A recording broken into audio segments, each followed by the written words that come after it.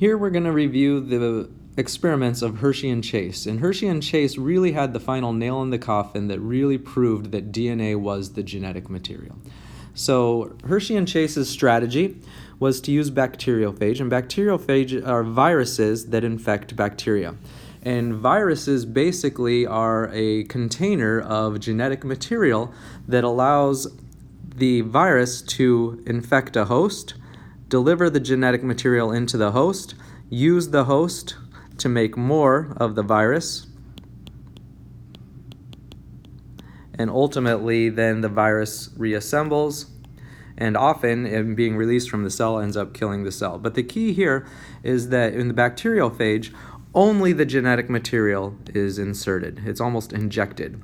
The rest of the virus stays outside.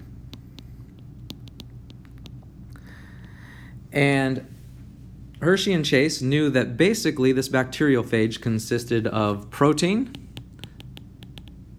and DNA. And these were the two molecules that were really being tested in terms of which was the genetic material at this time. Very key, Hershey and Chase knew that protein contains sulfur.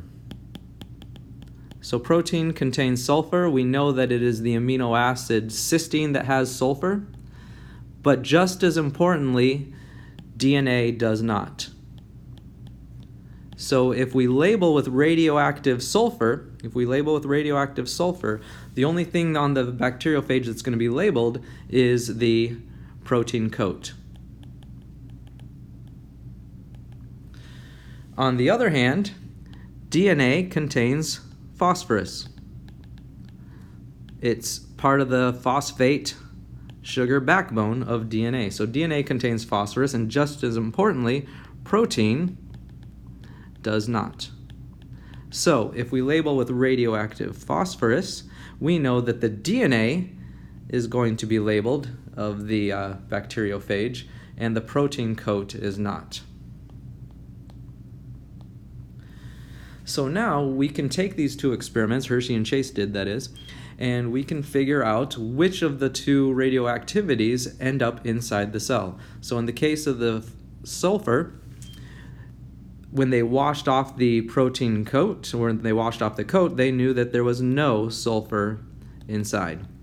That means protein had not been put inside, and yet more phage was made, so the genetic material had been put inside, and therefore the genetic material could not be protein, because protein was not found inside the cell.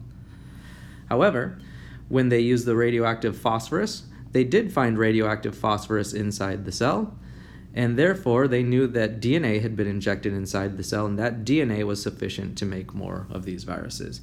So by using a label that only labeled either DNA and not protein, or protein and not DNA, they could differentiate between which material was put inside the bacteria and therefore which material was the DNA. And as we all know, DNA won out.